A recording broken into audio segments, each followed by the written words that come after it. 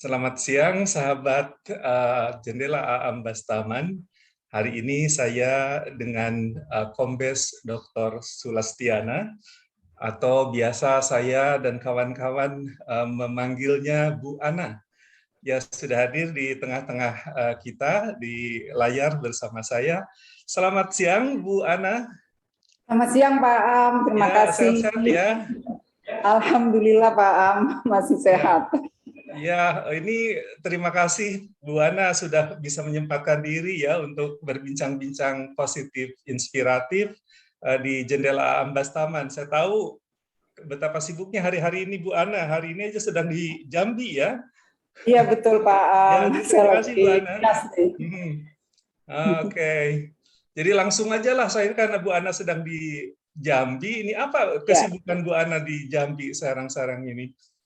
ini kebetulan lagi dinas untuk Ya. melaksanakan audit kinerja di Polda Jambi dan jajaran Pak Am Oh, sebagai oke. tugas pokok saya.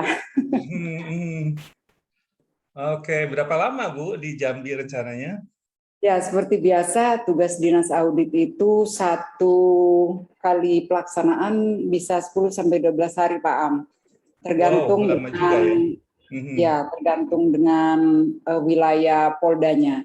Kalau Oke. Polresnya banyak, maka semakin tambah hari. Oh, iya, iya. Jadi itu minimum ya, 12 hari itu ya. Ya, begitulah Ya, Pak Am. betul, betul. Nah, Bu Ya. Ana, saya tertarik dengan buku barunya ya. Kemarin kan sudah diperlihatkan itu. Bisa ceritakan sedikit banyak lah ya, ini tentang buku itu. Ya. Ya, itu mengungkap ekologi kejahatan tuh yang terbaru itu, Bu Ana, betul ya? Iya Pak Am, kebetulan tanggal 1 kemarin September Hmm, bersamaan dengan hari jadi Polwan Republik Indonesia, ya. buku tersebut di-launching oleh Bapak Kapolri pada acara peringatan di Rupatama Mabes Polri. Hmm. Ya kalau ini festival kayak iseng-iseng berhadiah sebenarnya Pak Hmm. Am, Hmm. karena tugas utama Polri tidak sederhana lah untuk menyiapkan waktu membuat buku. Jadi Iya, prosesnya nah, sebenarnya betul, agak betul. tertunda, tapi akhirnya jadi juga Pak Am Hmm. bukunya. Hmm. Hmm. Ya, ya, Buku, ini juga ya, gigih menyempatkan untuk menulis. Eh, Alhamdulillah. Tentang apa Bu Akhirnya, itu isi bukunya? Bisa diceritakan garis besar? ya Pak Am, Ya. buku itu sebenarnya sumbernya disertasi S3 saya Pak Am, Oh, terkait oke. dengan pergeseran Hmm. pemilihan wilayah kejahatan oleh pelaku kejahatan narkotika, Pak. Oke. Sederhananya begini, Hmm. Hmm. setiap pelaku kejahatan mereka Hmm. punya preferensi untuk memilih sebuah lokasi, Oke. tempat, ya, untuk Hmm. melakukan Hmm. kejahatannya. Oke. Dulu masyarakat atau bahkan penegak hukum Hmm. berpikir bahwa pelaku kejahatan narkotika itu memilih tempat-tempat yang saya menyebutnya suburb, jadi Hmm. terpencil gitu ya, atau Hmm. tersembunyi gitu. Misalnya Hmm.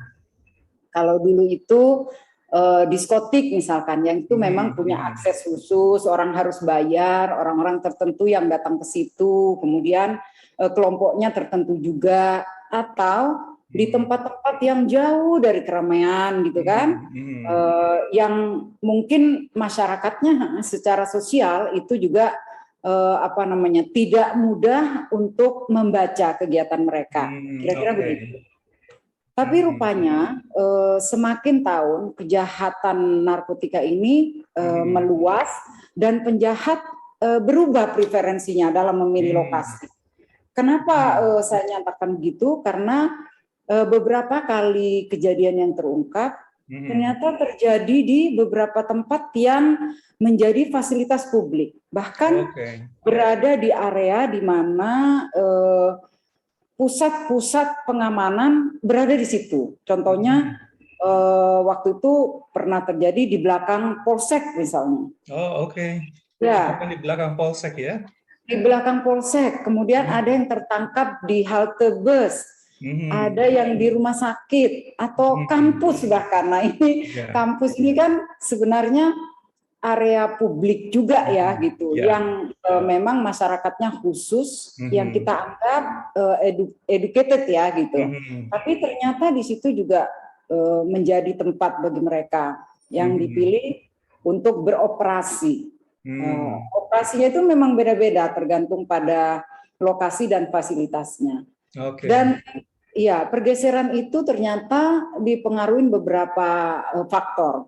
Yang pertama adalah fasilitas teknologi. Rupanya Pak Aam, ternyata penjahat itu mereka juga mengikuti perkembangan teknologi. Kita bukan hanya penegak hukum dan masyarakat saja yang bicara 4.0, ternyata penjahat juga bicara 4.0 nih. Ya, ya, mereka juga canggih ya.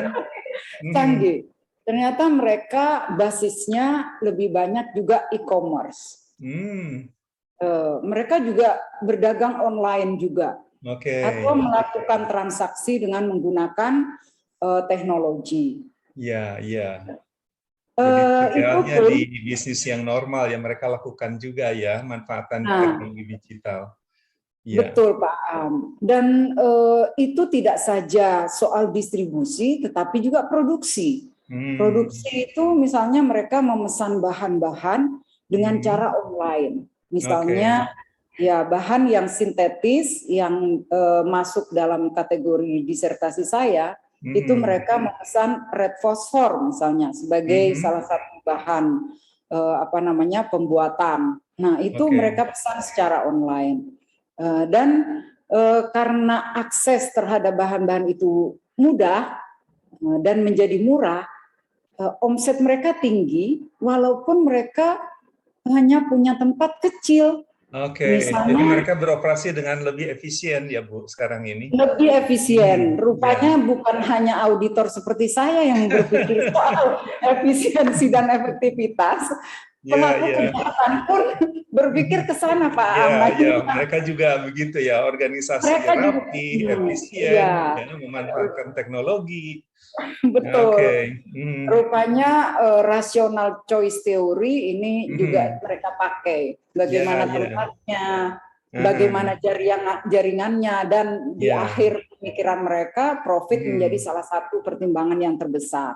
Nah, ini yang menjadi tantangan bagi penegak hukum di bidang investigasi, terutama bidang narkotika, salah satu alat bagi mereka untuk mengukur indikator-indikator. Nah, di dalam buku tersebut ada baik indikator ekologi maupun non-ekologi, Pak, yang saya bercerita tentang itu sehingga masyarakat tahu kira-kira yang sifatnya ekologis, wilayah seperti apa sih yang pelaku kejahatan ini suka untuk memilih tempat itu gitu. Kemudian yang non ekologisnya apa? Disitulah faktor-faktor itu dijelaskan. Kira-kira sesederhana itu Pak. Saya sengaja membuat bahasa yang cukup populer dan sederhana supaya bisa dibaca umum ya. Supaya bisa dibaca umum dan masyarakat semakin mengerti. Sebenarnya tujuan saya sebagai anggota Polri, perintah Polwan gitu, intinya tuh masyarakat juga bisa menjadi polisi dalam tanda kutip, dalam tanda kutip. Mereka membiasakan berpikir tentang keamanan sehingga bisa membantu polisi untuk memberikan informasi secepat mungkin jika lingkungannya itu ada gejala-gejala kejahatan. Kira-kira begitu Pak. Jadi mereka pun sebenarnya punya tugas untuk itu ya, lebih peduli terhadap penjagaan keamanan dari masyarakat sendiri ya. Di lingkungannya sendiri. Sense of police-nya juga harus punya gitu ya. Nah, itu Pak. Mendeteksi ya. Itu sebenarnya konsep lingkungan ya. Ya, sebenarnya buku ini membangun community policing yang lebih lebih tinggi lah kira-kira gitu. Oh, bagus, menarik Bu Ana. Nah, ini sebagai bisa dan perwira nih Bu. Oh, Ibu mau lanjutkan dulu, silakan. Cukup saya pikir Pak. Ya, sebagai mungkin nanti perwira polisi wanita Ibu, dengan demikian dinamisnya ya sekarang perkembangan masyarakat baik dari sisi sosial ekonomi. Ini tantangan utama ya sebagai perwira Polwan. Apa yang dihadapi nih, Bu Ana? Ya, memang Polwan ini tidak sederhana juga melaksanakan tugas. Kita dihadapkan pada dua hal yang cukup menantang kalau bagi saya pikir juga Polwan pada umumnya. Yang pertama berkaitan dengan tugas itu sendiri. Tugas secara kedinasan, maksud saya tugas formal. Kemudian yang kedua adalah tugas informal, saya menyebutkan, karena sebagian besar Polwan juga bertindak atau berlaku juga sebagai istri dan ibu. Tantangannya ini ya lebih berat ya. Iya. Yang itu dihadapkan pada culture sosial yang tidak sederhana untuk yang pertama membangun trust, kemudian membangun komunikasi yang baik di lingkungan keluarga atau lingkungan sosial seperti itu. Nah ini cukup berat. Di lingkungan internal sendiri Pak Aam, kalau saya bilang sama rekan-rekan Polwan dan rekan-rekan lain di luar institusi kami, Polwan itu harus bekerja at least 1,5 kali lipat dibandingkan polisi laki-laki. Ya, yang pertama mereka harus compete dengan sesama Polwan untuk menunjukkan kompetensi mereka. Kinerja yang lebih baik ya. Betul. Yang kedua, mereka juga harus compete dengan laki-laki untuk memperjuangkan terutama posisi-posisi tertentu yang dianggap itu dunianya maskulin, Pak Aam. Nah, ini yang mungkin berat bagi bagi Polwan di dalam career path terutama. Tetapi di lingkungan eksternal kita juga tidak mudah Pak Aam, karena wanita itu juga rentan dengan goodwill-nya, di mana kita punya beberapa, ya saya tidak menyebut hambatan, tetapi karena itu memang sebuah sebuah kodrati, hal-hal yang kodrati, maka Polwan dituntut untuk lebih disiplin dengan dirinya, karena ada hal-hal yang detail yang laki-laki tidak hadapi gitu. Contohnya, misalkan pada saat sedang menstruasi dia harus berada di lapangan misalnya. Betul. Ya, secara psikologis dan secara medis pasti ada tuntutan tertentu. Ketika wanita sedang menstruasi, biasanya ada kecenderungan secara emosional dia akan lebih sensitif dan sebagainya. Di samping dengan keribetannya dia harus memakai tools tertentu ya Pak ya, gitu pada kondisi tersebut gitu. Nah itu juga tidak mudah, berbeda dengan laki-laki. Kemudian yang kedua, karena culture kita itu paternalistik, maka ketika ada sikap-sikap tertentu yang dilakukan oleh Polwan, baik di lapangan maupun di lingkungan kerja, staffing, maka sorotan terhadap Polwan itu lebih tajam dan cenderung informasinya akan lebih masif. Nah ini Polwan harus menyiapkan diri, lebih kuat mental, lebih tough menghadapi kondisi sosial ini, karena pasti lingkungan sosial itu judgement-nya lebih lebih tinggi, lebih keras terhadap Polwan dibandingkan kejam ya. Saya lebih membahasakan itu kita harus punya driving force yang lebih lebih tinggi, lebih kuat dibandingkan Polki, dan cara kerja kita harus 1,5 kali lipat dibandingkan mereka. Jadi kalau laki-laki kerja 5, kita harus kerja 7, saya sampaikan gitu. Sehingga kita bisa berkompetisi dengan dengan cukup bagus dengan kaum laki-laki. Kira-kira begitu, Pak. Iya, Ya. iya. Mudah-mudahan ini Tapi masyarakat juga bisa lebih paham ya posisi polisi wanita ini. iya Nggak, Pak Am, lebih kompleks ya, karena lebih faktor kompleks. sosial budaya itu menempel juga dalam sosok Betul. Polwan ya, termasuk juga Iya, tadi ya masalah peran tradisional yang juga nampaknya nggak ditinggalkan, bisa ditinggalkan ya Bu Ana. betul Ya, betul Pak Am. peran-peran sebagai tadi Begitulah. kodrat wanita ya, dan juga apa hal-hal yang dihadapi wanita sebagai wanita gitu ya, yang memiliki kodrat yang Iya. berbeda. Baik, ini menarik sekali nih Bu Ana. Jadi dari tantangan, terus kemudian dalam keseharian bertugas ini sekian lama sampai saat ini, apa Bu yang paling paling berkesan atau tidak bisa terlupakan ya kejadian di dalam tugas ini terutama ya, bisa ceritakan Iya. Bu Ana? Iya. Ada hal yang menantang Hmm, ketika saya bertugas di Badan hmm, Narkotika Nasional, Pak. hmm, Ketika kita hmm, harus menghadapi pengedar hmm. atau distributor Ya, atau penyalahguna narkotika yang memang tingkat IQ-nya tinggi. hmm, Untuk mengeksplorasi mereka, mendapatkan dua hal yang secara hmm, hukum bisa membantu hmm. dalam konstruksi perkara, Oke. yaitu motif dan modus. Hmm, Nah, dua hal ini tidak mudah, Pak. Ternyata oke. para pelaku kejahatan narkotika itu kan saya menilai lebih cerdas dibandingkan kejahatan Hmm, konvensional gitu, mhm, mhm, kejahatan lainnya. Saya mhm, pikir itu wajar karena mereka itu pasti mencari jalan, mhm, mencari akses, dan mencari kemudahan untuk mhm, terhindar dari mhm, sanksi.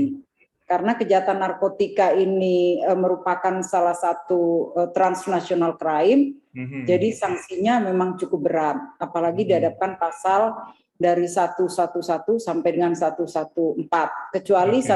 127 terkait dengan penyalahgunaan narkotika. Mhm, mhm, Eh, ya, kenangan yang paling menurut saya menakjubkan dan mhm, membuat saya menjadi lebih berhati-hati, mhm, harus belajar banyak berkomunikasi yang mhm, sangat eksploratif mhm. dan ya menghadapi tantangan ketika teror mereka sudah mulai masuk pada saat Oh, tersangka sudah keluar atau bebas dari hmm. sanksi. Itu terjadi Nah, juga ya teror Bu Ana?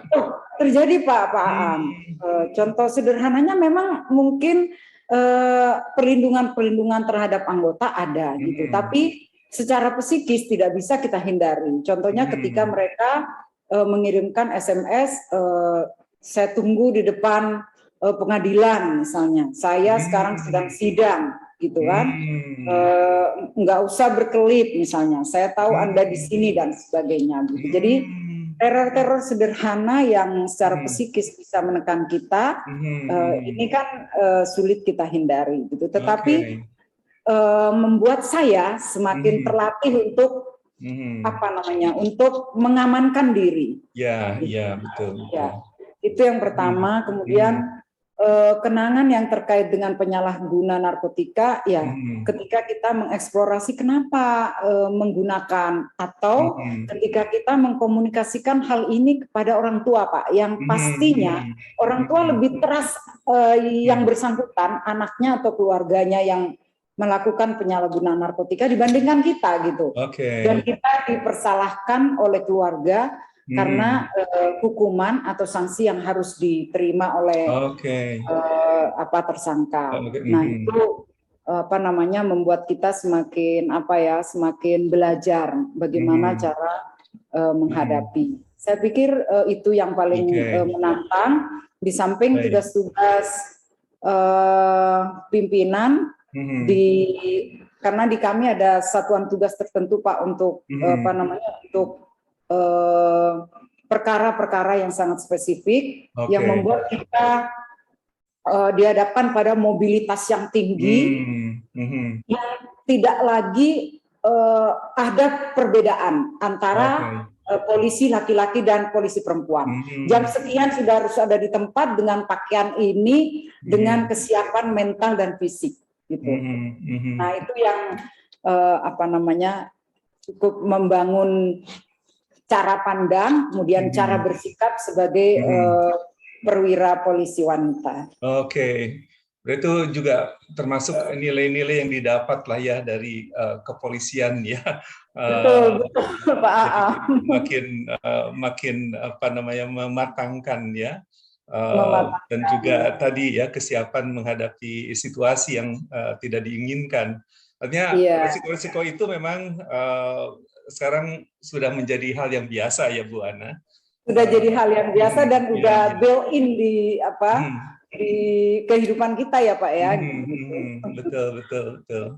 Ya. Bu Ana, ini terakhir dari obrolan kita nih sebagai perwira polisi wanita. Apa yang ingin disampaikan kepada masyarakat? Iya, yang pertama khusus wanita Pak.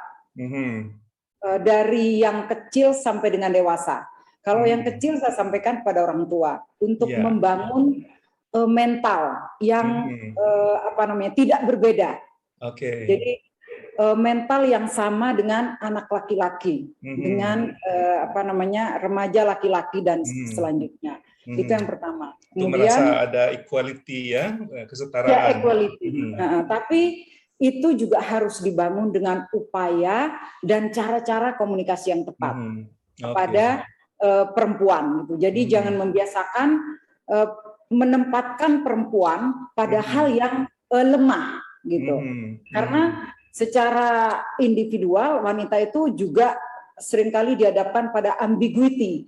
Nah, hilangkan ambiguity ini antara lemah dan harus berjuang gitu. Seringkali terjadi juga Pak Aam di Polwan, misalnya sebagai istri pengen bergantung atau cukup pekerjaan ini saja misalkan gitu, tidak tertantang untuk melakukan pekerjaan-pekerjaan yang lain. Tetapi di satu sisi juga menginginkan posisi yang lebih, yang sama dengan mereka, misalkan seperti itu. Jadi bangun mental, bangun cara pandang terkait dengan kompetensi wanita secara profesional dalam segala bidang. Itu yang pertama. Yang kedua, berusaha untuk mengerjakan segala sesuatu secara profesional sehingga kompetensi itu dapat dipertanggungjawabkan dan mengubah cara pandang lingkungan sosial terhadap wanita. Gitu. Itu saja Pak yang ingin saya sampaikan. Terima kasih Bu Ana. Mudah-mudahan ini jadi inspirasi ya buat para wanita, para remaja yang sedang memikirkan sekarang karirnya ke depan ya, dan menjadi polisi itu menjadi salah satu pilihan ya, dan ini terbuka kesempatan ya buat wanita untuk berkarir, untuk berkarya. Baik Bu Ana, terima kasih atas obrolan inspiratifnya siang ini. Salam sehat. Selamat bertugas kembali. Ya, saya tutup. Selamat siang. Assalamualaikum warahmatullahi wabarakatuh. Assalamualaikum warahmatullahi wabarakatuh. Mari Bu Ana.